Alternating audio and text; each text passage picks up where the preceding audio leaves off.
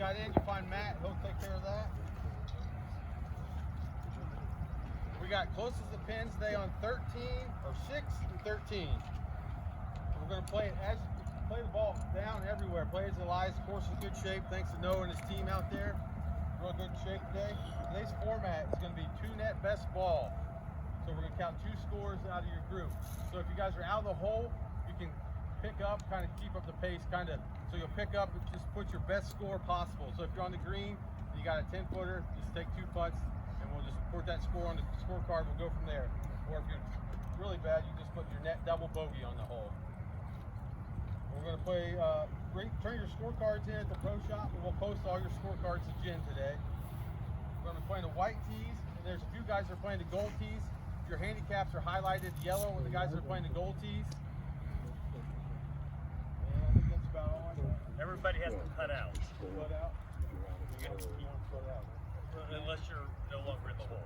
Well, that's what I said, yeah. So, if your score's score to gonna count, count. you got to putt out. But if you're, like I said, you're out of the hole, then you can take your net double bogey or your best possible score. That's what we're looking for. Kind of keep the pace up. No gimmies.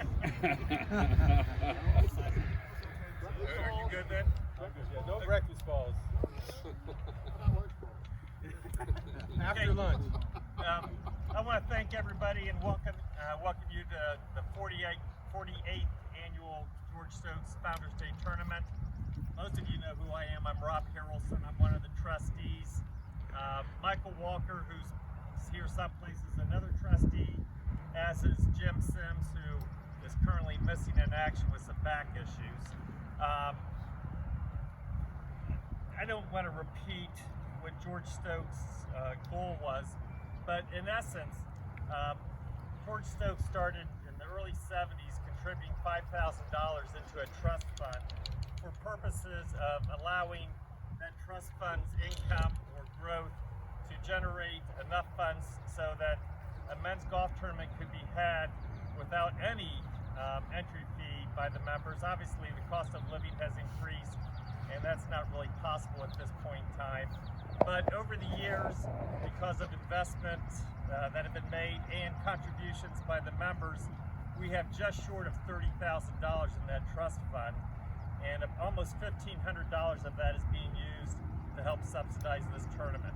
You're going to find that there's a keg out on the course that is being contributed by the trust. We have very nice prizes, those Waterford wine decanters, and I want to thank Jenny Neimer. She's contributed some of that to us, and it's pretty typical of Jenny. She's done that for member guests as well. And I'm sorry, also Brad, since you're married to Jenny. I already hear from her now that it's her score.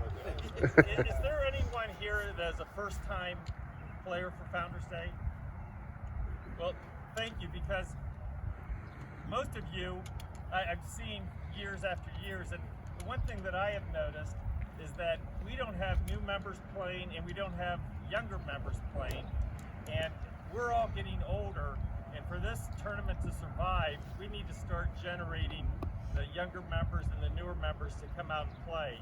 I remember when I first joined the club back in 1982, this was one of the first tournaments that I played in, and what I liked about it is I got to play with people that I normally wouldn't play with. I got to meet people, and it's a great way to become integrated into Troy Country Club.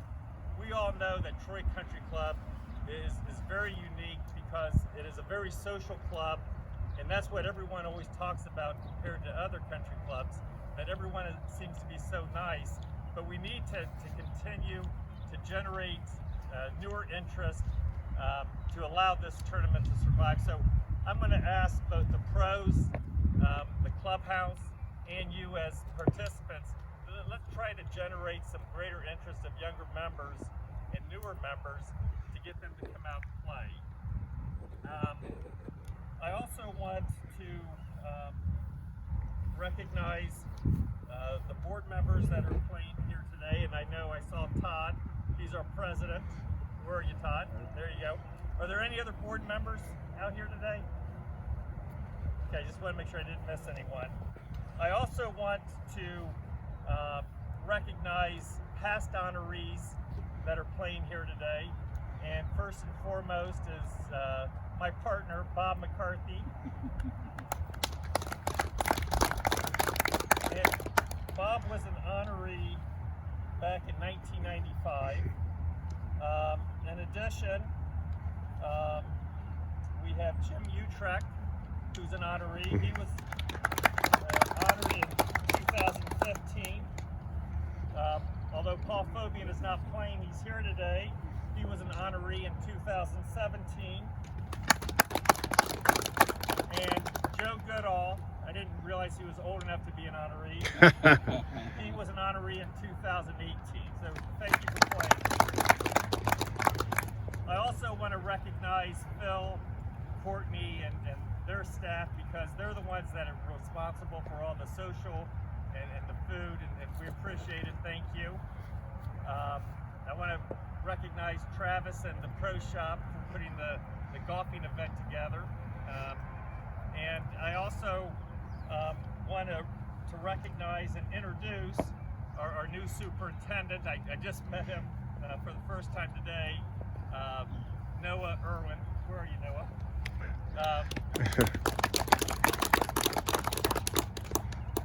At least the group that I play with have been asking for faster greens for a long time, and after playing 9 holes on Thursday, I can assure you that they're fast and hard. And my question to you, Noah, is how many 4-putts? What's the over and under for 4-putts today?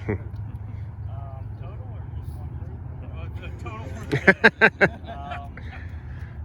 That's not a goal. I'm going to say 15. And do you have, with where the pin placements are today, you think it's over and under is 15? It's going to be a long day.